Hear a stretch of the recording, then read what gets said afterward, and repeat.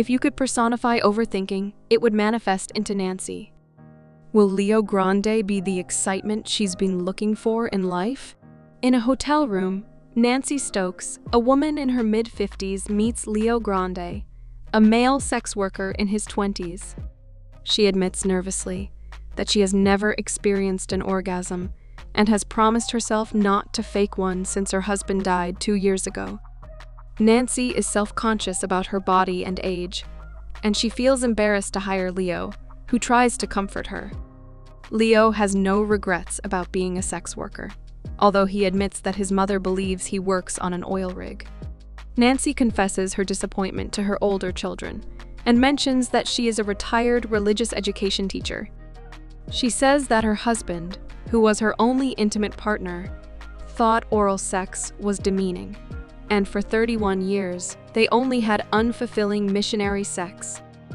Nancy recalls her most delicate, intimate experience as a teenager on a family vacation in Greece. A hotel worker took an interest in her.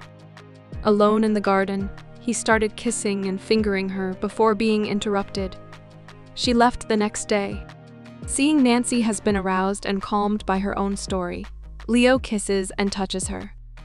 Nancy returns to the same hotel room a week later for another session with Leo. Though she has yet to experience an orgasm, she has created a bucket list of intimate acts to do for the first time. Starting with a BJ, Nancy remains nervous, made worse by phone calls from her daughter, but Leo calms her with dance and a massage. She is overcome after touching a shirtless Leo, since she fears she has given up her youth and possible experiences for her family. Leo then encourages her to embrace her own body. Leo reveals that he has a younger brother in the military, but the two are distant. When he recommends Nancy schedule additional sessions, she accuses him of only wanting to earn more money. Leo discusses his other clients and explains that he genuinely likes seeing them happy. Nancy notices Leo becoming aroused as he discusses his work, which turns on her as well, compelling her to give him a BJ for the first time. Nancy sets up a third session with Leo in the same hotel room. He goes down on her, the second item on her list, which she loves but does not climax over. She admits to cyberstalking and discovering his true identity, Connor. Leo is upset and tells her not to hire him again, threatening to reveal her as a client.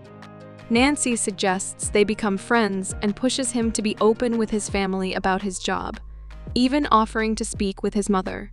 Leo storms out after revealing that his mother tells people he is dead. When he returns to get his phone, he furiously discloses that his mother disowned him when he was 15 years old and leaves. Nancy schedules a fourth session with Leo and arranges for them to meet at the hotel's cafe, where their waitress, Becky, happens to be a former student of hers. Nancy thanks Leo for her elevated confidence and sexual awakening, and she has secretly referred him to some friends. She reveals that her real identity is Susan Robinson, and that he is the first true adventure she has ever experienced. Becky interrupts with a story about Susan criticizing her and her friends for wearing short skirts, calling them sluts. Leo has revealed his career to his brother, resulting in a reconnection between them. He also confesses that his mother disowned him after catching him and his friends having group sex. She now ignores his existence, even passing him on the street without acknowledgement. Susan apologizes to Becky for her earlier judgmental behavior, confessing her true relationship with Leo and recommending his services. Susan and Leo have a final session in their room, enthusiastically engaging in the remaining acts on Susan's list.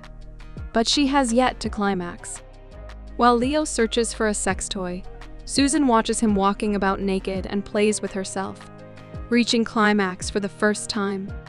She thanks Leo and tells him that this will be their final session because she no longer needs him, and they part ways peacefully. Susan admires her naked body when she is alone. Thanks for watching. To catch all the latest from us, subscribe and hit the bell icon to get notified as soon as a new video drops. We'll see you in the next one.